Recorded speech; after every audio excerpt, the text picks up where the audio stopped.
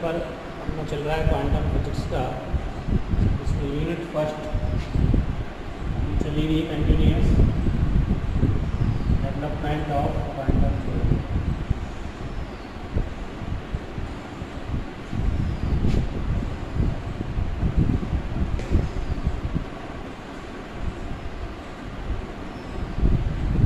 आज नया टॉपिक अपन पढ़ेंगे हाइजेनबर्ग का अनिश्चितता सिद्धांत। हाइजेनबर्ग का अनिश्चितता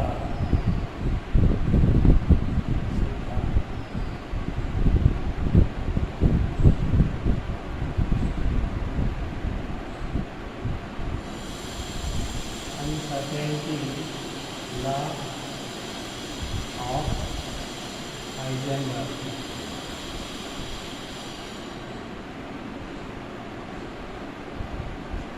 हाइजेनबर्ग का अनिश्चितता सिद्धांत। अनिश्चितता का अर्थ क्या होता है?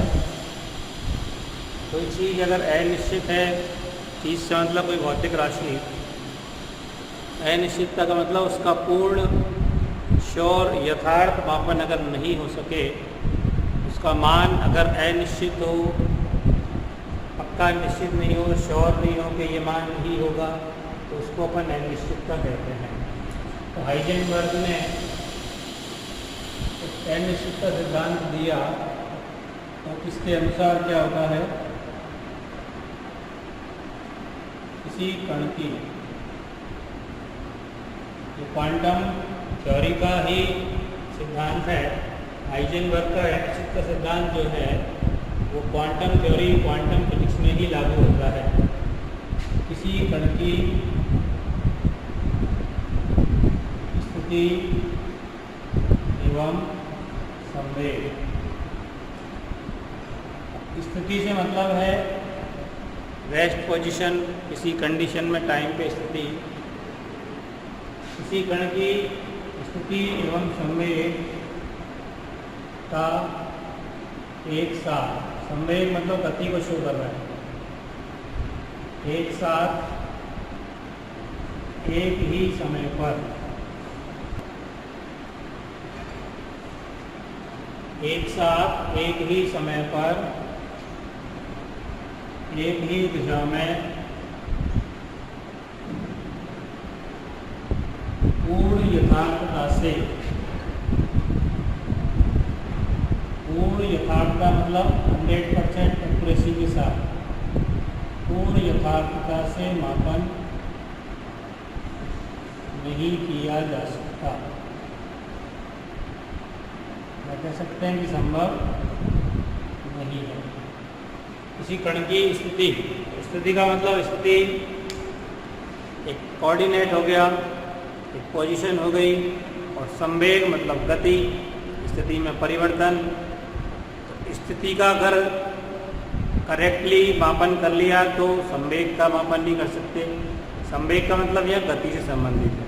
अगर कोई कण गति कर रहा है तो उसकी हर किसी क्षण पर उसकी स्थिति भी निकाल लें और उसकी गति का भी अध्ययन कर लें, वो भी पूर्ण एक्यूरेसी के साथ, खासकर एक ही टाइम पर, एक साथ एक ही समय पर, एक ही टाइम पर और एक ही दिशा में, गति भी एक दिशा में हो रही है, संवेग भी एक दिशा में निकालना हो, तो दोनों का एक साथ पूर्ण यथार्थता से मापन या निर्धारण पॉसिबल नहीं है। ये हाइजेनबर्ग का अनिश्चितता सिद्धांत है। उसको अपन मैथमेटिकली में लिखें, यदि स्थिति में अनिश्चितता, स्थिति में अनिश्चितता को क्या दिखाएं, डेल्टा एक्स, स्थिति को एक्स से दिखाते हैं। अनिश्चितता मतलब कोई दायरा है, एक्स का मान यहाँ से यहाँ तक हो सकता है। जैसे एक्स के मान 1 से लेकर 5 तक है, तो 1 और 5 का डिफरेंस वो डेल्टा एक्स हो गया। 2 भी हो सकता है, 3 भी हो सकता है, 3.5 भी हो सकती है, 4 भी हो सकती है, 4.5 भी हो सकती है। तो वो 1 से 5 तक एक दायरा हो गया सीमित, इसके अंदर कहीं भी हो सकती है, अनिश्चित है। अनिश्चित है इसलिए डेल्टा एक्स से दिखाएंगे। इसी प्रकार संवेग में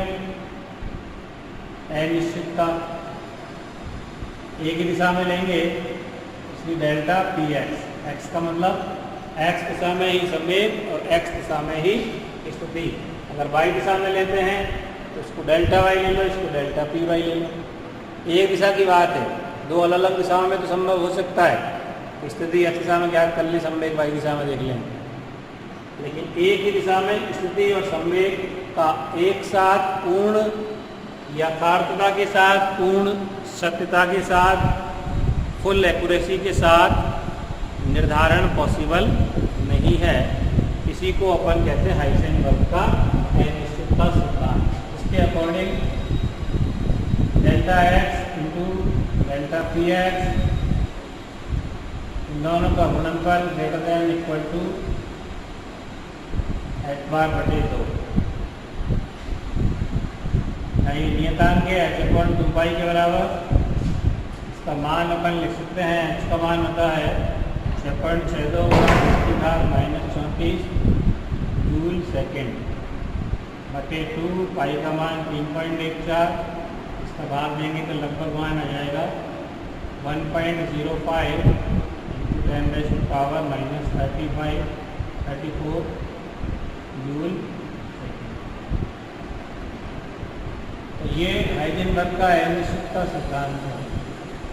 स्थिति में अनिश्चितता है, संवेग में अनिश्चितता। अब जैसे क्वांटम फिजिक्स से पहले क्या चलती थी, चिरसम्मत। चिरसम्मत भौतिकी में प्लांक नियतांक एच जो होता है वो लगभग 0 है। एच जो नियतांक के प्लांक के क्वांटम सिद्धांत से प्राप्त हुआ है, और क्वांटम सिद्धांत तो क्वांटम फिजिक्स में चलेगा। चिरसम्मत भौतिकी में एच 0 है, लगभग 0 है, या लगभग 0 कह दो। अतः डेल्टा एक्स और डेल्टा पी एक्स का मान भी क्या होगा, 0। एच का मान 0 तो एच बार भी 0 नहीं, तब 0 होगा, अर्थात अनिश्चितता नहीं है। अर्थात डेल्टा एक्स 0 होने का मतलब अनिश्चितता नहीं है, निश्चित वैल्यू है। डेल्टा एक्स का मान 0 कब होगा, जब निश्चित वैल्यू होगी तो डेल्टा एक्स होगा ही नहीं। डेल्टा एक्स तो डिफरेंस है ना, दो स्थितियों का, 3 का 4 का स्थितियों का अंतर। अगर स्थिति फिक्स है, निश्चित है, तो डेल्टा एक्स होगा ही क्यों, 0 होगा। अर्थात स्थिति एवं संवेग में अनिश्चितता शून्य होने के कारण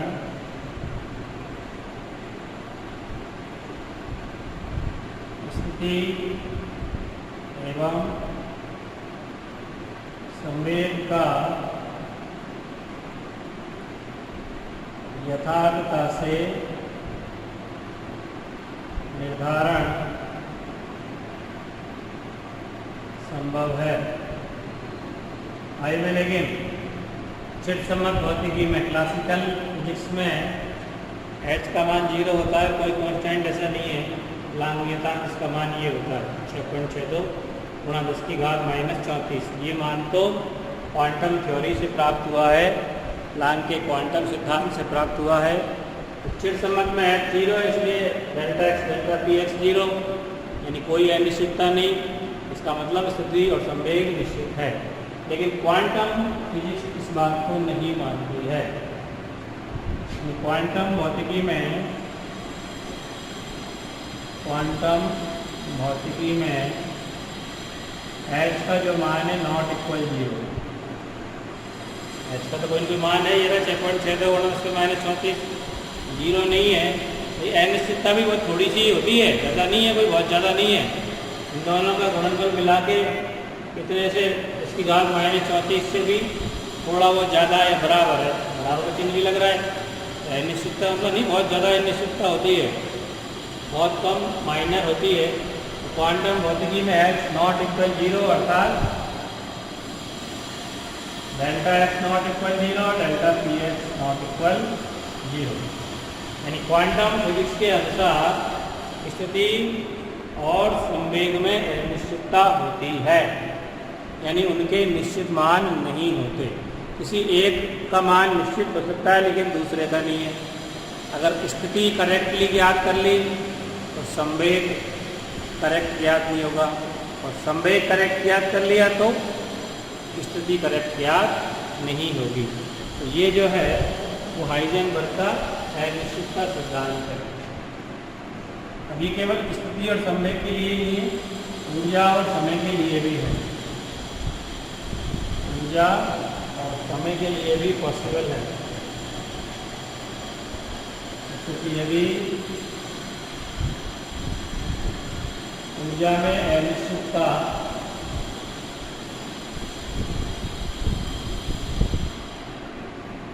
डेल्टा ई,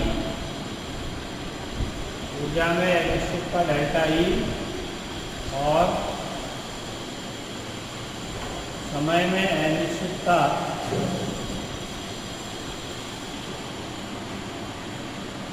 डेल्टा टी है। जो रिलेशन अपन ने स्थिति और संवेग के लिए लिखा वो यहाँ भी लिख सकते हैं। Delta E into delta T greater than equal to, जो स्थिति संवेग के लिए लिखा था वही संबंध लिख सकते हैं। किसके लिए? ऊर्जा और समय के लिए भी लिख सकते हैं। अब इसमें एग्जाम्पल लेके चलें, किसी परमाणु की कक्षा में इलेक्ट्रॉन होते हैं, किसी परमाणु की किसी कक्षा में इलेक्ट्रॉन की ऊर्जा डेल्टा ई अनिश्चित है, इसलिए और वहाँ रहने का समय अंतराल या वहाँ रहने का जीवन काल कह सकते हैं, वो क्या है? Delta T. अब इन दोनों में से अगर एक चीज़ का निर्धारण कर लिए तो दूसरी का निर्धारण नहीं होगा। जैसे मूल कक्षा की बात करें अपन, मूल कक्षा जो होती है ना बेसिक, जिसमें इलेक्ट्रॉन हमेशा रहता है, स्थायी कक्षा कह सकते हैं इसको। मूल कक्षा क्या कहते हैं? स्थायी कक्षा, जो इलेक्ट्रॉन की परमानेंटली है। जब वो सामान्य ऊर्जा में होता है, उसको बाहर से कोई ऊर्जा नहीं मिलती, तो वो अपनी मूल कक्षा में रहता है। तो मूल कक्षा में रहने का समय कितना है? हमेशा ही रहता है, परमानेंटली लंबे समय तक रहता है। तो डेल्टा टी इक्वल टू क्या हो गया? अनंत। तो अगर ये रिलेशन यहाँ लगाते हैं तो delta E into delta T equal to ले लो इसकी जगह मान, तो डेल्टा ई इक्वल टू क्या हो गया? h/2 इंटू डेल्टा टी, और डेल्टा टी का मान इसमें लिखें अनंत, तो समथिंग बटे अनंत क्या आएगा? 0। यानी ऊर्जा में अनिश्चितता तो 0 है, क्योंकि समय में अनिश्चितता बहुत ज़्यादा है। तो किसी एक में होती है अनिश्चितता, में बताया ना अभी, अगर समय में बहुत बड़ी अनिश्चितता है तो ऊर्जा में अनिश्चितता 0 आ गई। और अगर बात करें जिसकी उत्तेजित कक्षा में, उत्तेजित अवस्था में जब होता है परमाणु, तो उसका इलेक्ट्रॉन निम्न कक्षा से कहाँ चला जाता है? उच्च कक्षा में। जब बाहर से ऊर्जा मिलती है तो अपनी मूल कक्षा को छोड़ के अपर कक्षा में चला जाता है, उच्च ऊर्जा कक्षा में चला जाता है, उसको होते हैं उत्तेजित अवस्था में। लेकिन वहाँ रहने का समय कितना होता है? लगभग 10⁻⁻8 सेकेंड होता है, केवल 10⁻⁻8। शॉर्ट टाइम के लिए हो जाता है, पर वापस अपनी मूल कक्षा में लौटता है। ये सब तुम जानते हो, केमिस्ट्री में बहुत बार पढ़ चुके हो, फिजिक्स में भी। तो ये अगर डेल्टा टी का मान यहाँ यूज़ करते हैं तो delta E into delta T equal to ये, तो डेल्टा ई बराबर, और डेल्टा टी का मान नीचे आ गया ये, इसका मान अपन रख दिया 10⁻⁻8 सेकेंड। एच बार का मान ये लिख दें कितना? 1.05, जो बताया है मैंने, 10⁻⁻34 बटे 2 गुणा 10⁻⁻8, यानी लगभग कितना हो गया? 10⁻34 में से 8 ले लो, 26। इसका मतलब ऊर्जा में अनिश्चितता है। अब अगर समय में अनिश्चितता बहुत कम है तो ऊर्जा में अनिश्चितता होगी। यहाँ तो समय में अनिश्चितता बहुत ज़्यादा थी, इसलिए ऊर्जा में अनिश्चितता 0 हो गई। तो दोनों में अनिश्चितता होना जरूरी नहीं है। अगर एक में अनिश्चितता ज़्यादा है तो दूसरे में कम हो सकती है। तो ये एग्जाम्पल उसके आधार पर समझ सकते हैं अपन, चाहे मूल कक्षा की ऊर्जा हो या उच्च ऊर्जा कक्षा हो, स्थिति और समय में अनिश्चितताएं होंगी। तो ये मूल रूप से हाइजेनबर्ग का अनिश्चितता सिद्धांत है। अब इसके क्या उपयोग हो सकते हैं फिजिक्स में, वो भी अपने को समझने हैं। मतलब क्या ज्ञात कर सकते हैं इस सिद्धांत को यूज करके हाइजेनबर्ग के अनिश्चितता सिद्धांत के अनुप्रयोग, एप्लीकेशंस। अनुप्रयोग का मतलब उपयोग समझ सकते हो कि अनिश्चित सिद्धांत को यूज करके अपन क्या निर्धारण कर सकते हैं, किस चीज़ का अध्ययन कर सकते हैं या किसी बात को प्रूव कर सकते हैं कि नहीं। जैसे इसका पहला अनुप्रयोग है नाभिक में इलेक्ट्रॉन का अस्तित्व नहीं होना। जानते अपन है लेकिन प्रूव कर सकते हैं। नाभिक में इलेक्ट्रॉन का अस्तित्व नहीं होना। जानते अपन सभी है इलेक्ट्रॉन नाभिक के अंदर नहीं होता, बल्कि नाभिक के अंदर तो होते हैं प्रोटॉन और न्यूट्रॉन। इलेक्ट्रॉन तो होता है नाभिक के चारों ओर चक्कर लगाता है। लेकिन ये भी अपन अच्छे से जानते हैं कि कोई ने देखा नहीं आज तक कि नाभिक के अंदर इलेक्ट्रॉन नहीं है, नाभिक के चारों ओर। केवल प्रैक्टिकली ऑब्जर्वेशन, प्रयोग से जो रिजल्ट मिलते हैं उनके आधार पर ही अपन एक निष्कर्ष निकालते हैं कि नाभिक के अंदर इलेक्ट्रॉन नहीं है बल्कि बाहर है।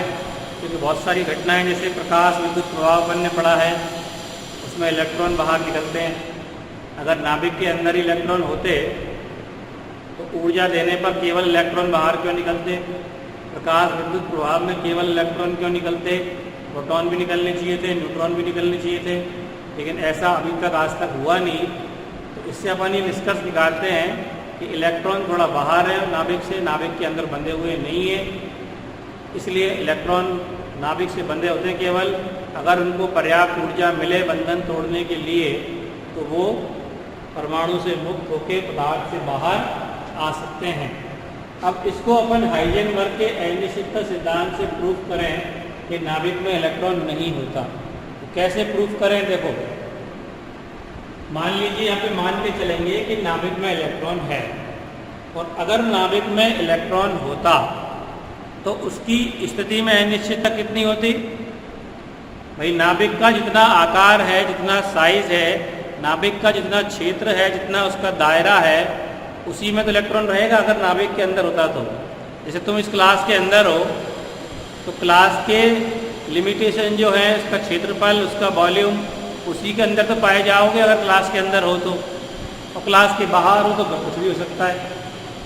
तो नाभिक के अंदर अगर इलेक्ट्रॉन को मान लिया जाए, मान लें अपन इसको रिजेक्ट करेंगे, नकारेंगे हाइजेनबर्ग अनिश्चितता सिद्धांत से, लेकिन फिलहाल ये मान के चलेंगे कि मान लीजिए नाभिक के अंदर इलेक्ट्रॉन है तो उसकी स्थिति क्या हो सकती है?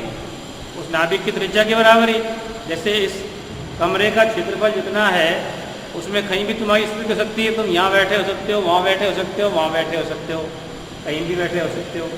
तो तुम्हारी स्थिति मेरे से 4 मीटर दूर, 10 मीटर दूर, 8 मीटर दूर हो सकती है। तो वैसे ही अगर नाभिक के अंदर इलेक्ट्रॉन है तो उसकी स्थिति में अनिश्चितता नाभिक की त्रिज्या के बराबर होगी। तो यह मान के चलते हैं यदि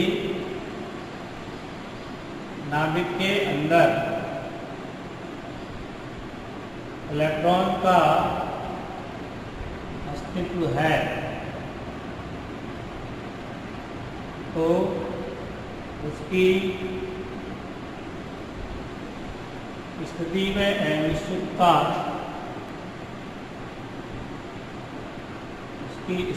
अनिश्चितता डेल्टा एक्स आई के बराबर होनी चाहिए, नाभिक की त्रिज्या के बराबर होनी चाहिए। डेल्टा एक्स बराबर आर, ये लगभग बराबर लिख सकते हैं। और आर का मान अपन जानते हैं, नाभिक की त्रिज्या कायम होती है 10⁻⁻15 मीटर रेंज होती है उसकी। तो लगभग किसी नाभिक की अगर त्रिज्या ले लें तो 5 × 10⁻15 मीटर, कुछ मान भी ले लें माइनस का। और मीन होती है त्रिज्या नाभिक की तो मान अपन ने ले लिया 5 × 10⁻⁻15 मीटर नाभिक की त्रिज्या है, तो इसी में स्थिति की अनिश्चितता होगी। अब संवेग में अनिश्चितता ज्ञात करें, डेल्टा पी एक्स का मान। डेल्टा पी एक्स का मान अपन निकालेंगे हाइजेनबर्ग का अनिश्चितता सिद्धांत लगा के। हाइजेनबर्ग के अनिश्चितता सिद्धांत से क्या होता है, delta X delta P X equal to H bar बटे 2। या यहाँ से डेल्टा पी एक्स बराबर कितना हो जाएगा, डेल्टा एक्स को नीचे ले आएंगे,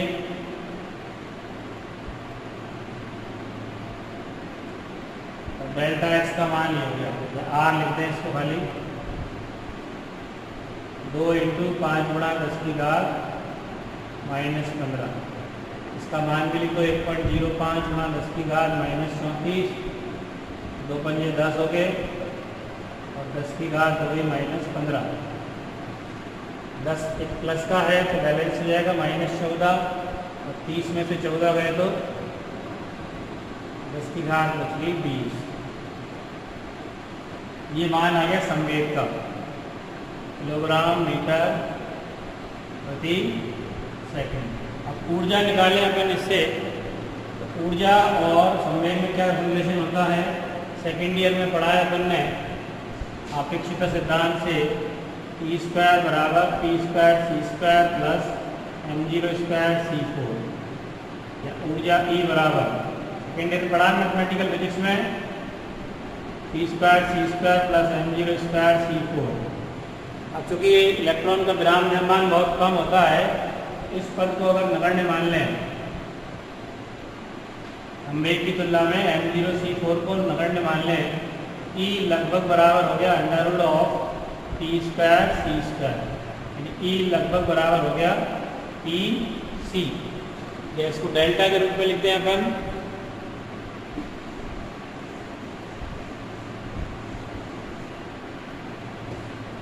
तो डेल्टा E बराबर डेल्टा P × C। अब डेल्टा P का मान क्या आ गया, ये 1.05 × 10⁻⁻20, और C प्रकाश का वेग होता है 3 × 10⁸। तो मान लगभग आएगा, 3 से गुणा करेंगे 3.15, और 10 की घात कितनी हो गई, 20 में से 8 गए तो 12। अब ये मान आया जूल में, इसको इलेक्ट्रॉन वोल्ट में बदलें तो क्या करेंगे, 1.6 × 10⁻⁻19 का भाग दे देंगे। अब इलेक्ट्रॉन वोल्ट में बदला तो कितना मान आ गया इसका, 16 दूनी 32, लगभग 2 लिख दो, 10 की घात कितनी हो गई 7, 19 ऊपर जाएगी, 19 प्लस की हो जाएगी, 12 माइनस की 7, या इसको लिख सकते हैं 20 × 10⁻6। और 10 की घात 6 का मतलब कितना हो गया, मेगा इलेक्ट्रॉन वोल्ट। यानी अगर इलेक्ट्रॉन नाभिक के अंदर होता, जो अपन मान के चल रहे हैं कि मान लीजिए इलेक्ट्रॉन नाभिक के अंदर है, तो उसको वहाँ बंधे रहने के लिए, इलेक्ट्रॉन का नाभिक में अस्तित्व होने के लिए उसकी ऊर्जा लगभग कितनी होनी चाहिए, 20 मेगा इलेक्ट्रॉन वोल्ट, या इससे ज़्यादा भी हो सकती है, बराबर का मान अपन ने लिया है तो कम से कम 20 मेगा इलेक्ट्रॉन वोल्ट होनी चाहिए। लेकिन प्रैक्टिकली अगर देखें तो किसी परमाणु के किसी भी कक्षा के इलेक्ट्रॉन की ऊर्जा 2 से 3 मेगा इलेक्ट्रॉन वोल्ट के बीच में होती है, 2 और 3 मेगा इलेक्ट्रॉन वोल्ट के बीच में। जबकि अपन ने अगर सिद्धांत थ्योरेटिकल मान कैलकुलेट करके निकाला तो इलेक्ट्रॉन की ऊर्जा होनी चाहिए 20 मेगा इलेक्ट्रॉन वोल्ट अगर नाभिक में होता, जबकि वास्तव में कितनी मिलती है, 2 से 3। तो साफ सिद्ध हो गया ये कि नाभिक में इलेक्ट्रॉन का अस्तित्व नहीं है। यानी सकते हैं अपन, अतः नाभिक में इलेक्ट्रॉन का अस्तित्व होने के लिए उसकी ऊर्जा लगभग 20 मेगा इलेक्ट्रॉन वोल्ट होनी चाहिए, जबकि वास्तव में इलेक्ट्रॉन की ऊर्जा वास्तव मतलब प्रैक्टिकली मापे तो 2 से 3 मेगा इलेक्ट्रॉन वोल्ट होती है। काफ़ी ज़्यादा डिफरेंस है।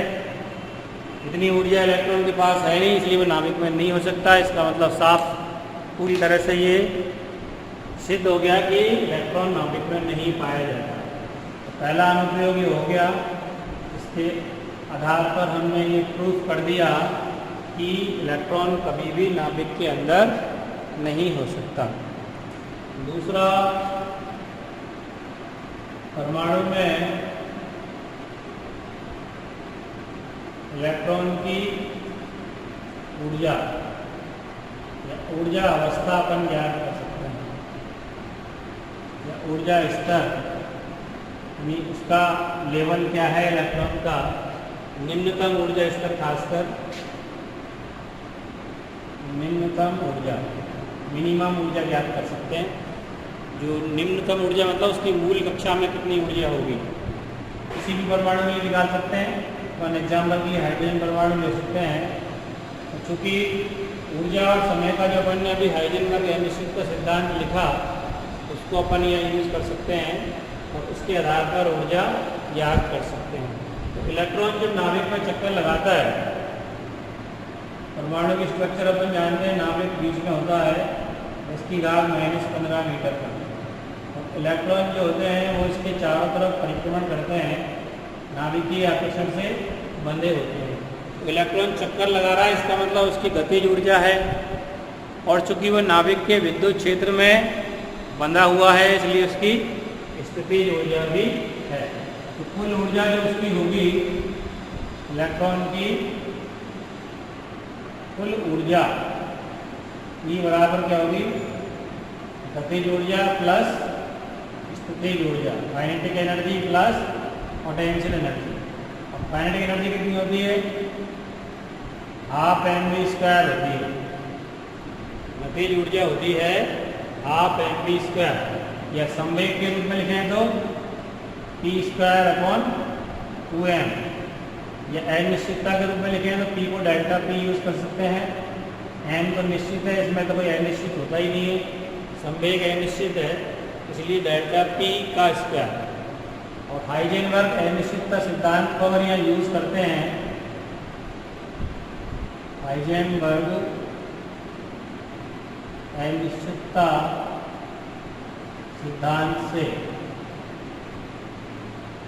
स्थिति में अनिश्चितता डेल्टा x, संवेग में अनिश्चितता डेल्टा p लगभग बराबर, स्थिति में अनिश्चितता किसके बराबर होगी, इलेक्ट्रॉन की नाभिक कक्षा की त्रिज्या के बराबर। इसकी जगह r लिख दें, केवल h बार ले लें, 2 भी नहीं लें। जहाँ r क्या है, ये इलेक्ट्रॉन की कक्षीय त्रिज्या।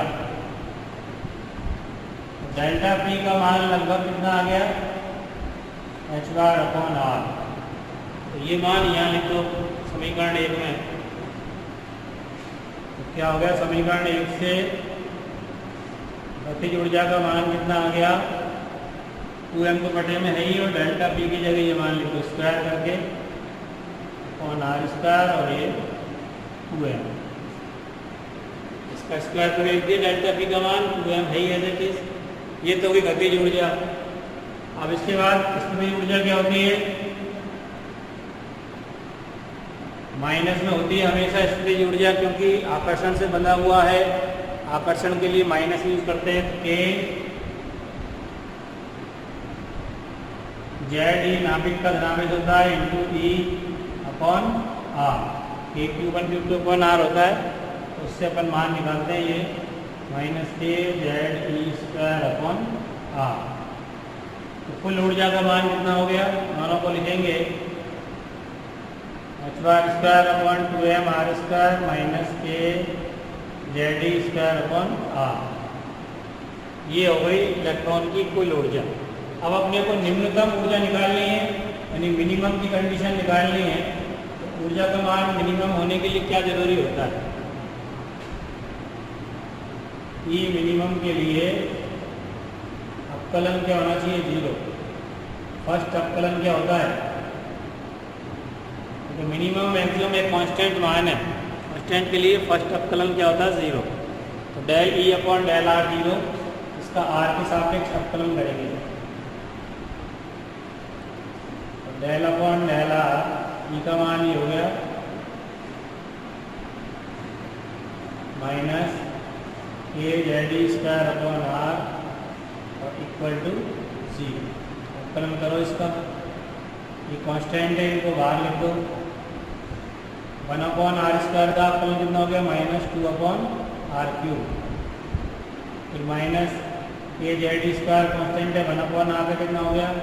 -1 अपॉन आर स्क्वायर बराबर 0।